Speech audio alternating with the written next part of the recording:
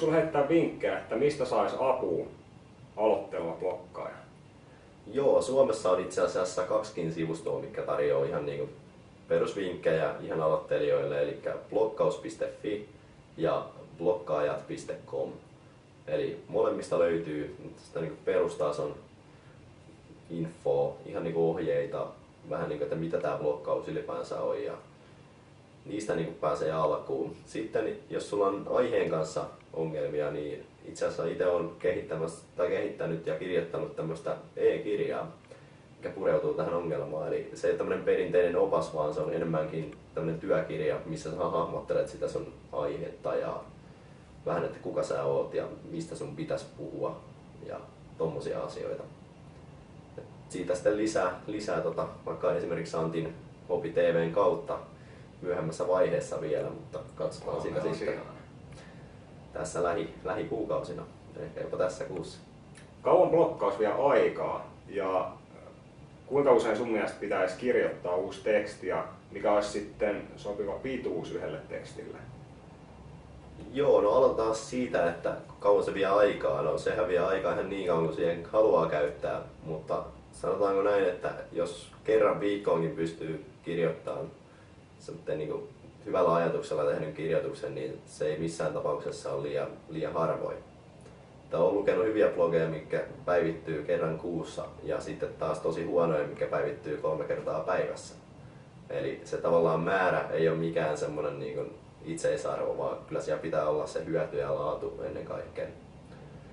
Ja mikä sitten on hyvä pituus, niin pituus voi olla vähän tavallaan aiheesta riippuen, sanotaan 100 sanasta vaikka 3000 sanaa. Itse kirjoitan keskimäärin semmoista niin 500–700 sanaa. Ja se on jo aika semmoinen, niin kuin, missä vähän joudutaan pohdiskelemaan syvemmältä niitä asioita.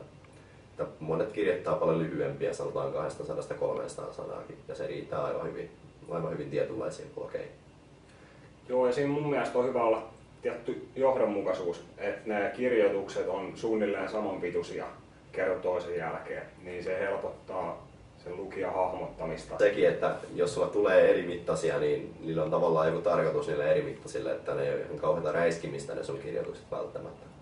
Eli jos sulla tuleekin, sanotaan 10 ensin tosi pitkää artikkelia ja sitten tulee yksi vähän lyhempi yhtäkkiä, niin tavallaan miksi se on lyhempi, se pitää selvittää myös niille lukijoille. Että onko se niin ollut kiireinen vai onko se vain ilmoitusluontoinen asia, että tavallaan niillekin on oma paikkansa niille lyhyille. Että itsekin välillä ilmoitan jotain tiettyjä asioita ja silloin sitä ei tarvitse käyttää sitä 700 sanaa siihen, vaan pieni ilmoitus riittää. Joo, ja mulla ainakin alkuvaiheessa oli se, että ne vaihteli tosi paljon. Et se oma kirjoitustyyli vähän haki paikkaansa, mutta nyt kun on sitten kirjoittanut vähän enemmän, niin on löytynyt tavallaan just se tekstityyppi, mikä tällä hetkellä sopii itselle parhaiten. Ja siinä ensimmäisen vuoden aikana kyllä oppii tosi paljon ja sitten alkaa hahmottua just se, että miksi sitä ylipäätään tekee ja että millä tavalla sitä tekee. Kyllä, tavallaan sun kirjoittajapersona alkaa myös hahmottua, eli se sun oma ääni alkaa tulemaan sieltä esiin.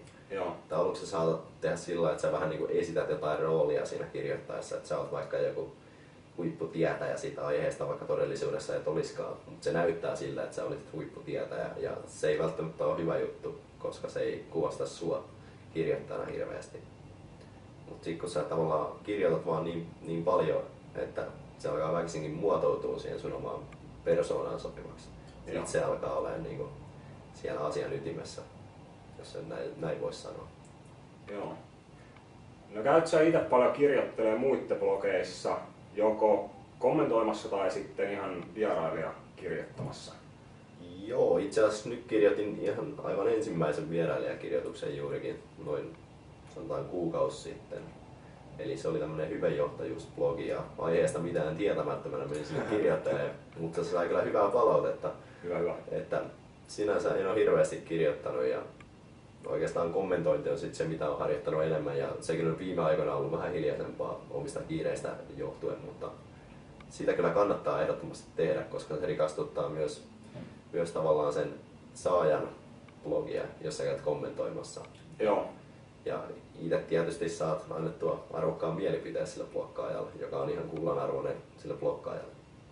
Siinä ei kannattaa just miettiä, että mitä käy kommentoimassa, että se kommentointi ei ole itseisarvo, vaan että pyrkii oikeasti tuomaan siihen kirjoitukseen jotain lisää tai sitten kysyy jotain tarkentavaa kysymystä, että oikeasti pystyy viemään sitä keskustelua eteenpäin.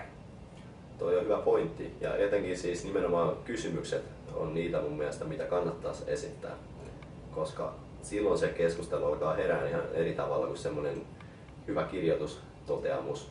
Siitä ei välttämättä ole apua kenellekään, vaikka se onkin ihan arvokasta palautetta sekin. Mutta jos haluaa ihan oikeasti herättää keskustelua, niin kysymyksiin tai sitten juurikin tämmöinen pieni vastine. Joo. Mulla on ainakin käynyt muutama kerran sillain, että mulle on esitetty kysymys ja sitten kun mä luen sen kysymyksen, niin mä näen sen oman tekstin ihan eri tavalla ja sitten huomaan, että minkä takia se lukija ei ole ymmärtänyt sitä mun pointtia. Et sillä kirjoitushetkellä mä oon kirjoittanut sitä omasta näkökulmasta liikaa ja en ole perustellut sitä asiaa, mutta sitten kun sieltä tulee se kysymys, niin sitten mä pystyn avaamaan sitä ja sitten taas ne muutkin lukijat hyötyy siitä. Kyllä, ja toi tuntuu tosi usein vähän pahalta jopa, että ei helvetti, että miten tässä näin kävi. Joo. Että mä jätin näin kauhean aukon tänne. Mutta se on todella hyvä, että ne lukijat sitten tuo sen esille, niin tavallaan pystyy itse kehittämään sitä omaa olosantiaan siinä samalla. Jos haluaa kehittää omaa blokkaamista, niin ketä blokkaajia suosittelisit seurattavaksi? No joo, mä seuraan itse pelkästään oikeastaan englanninkielisiä blokkaajia tässä asiassa, koska ne on siellä niin paljon edellä tätä suomenkielistä skeneä. Ja sanoisin tämmöinen esimerkiksi kuin viperchill.com, eli siellä on tämmöinen Glenn Alsop-niminen tyyppi, joka tyyliin tekee netissä rahaa satoja tuhansia dollareita vuodessa sillä, että se blokkaa.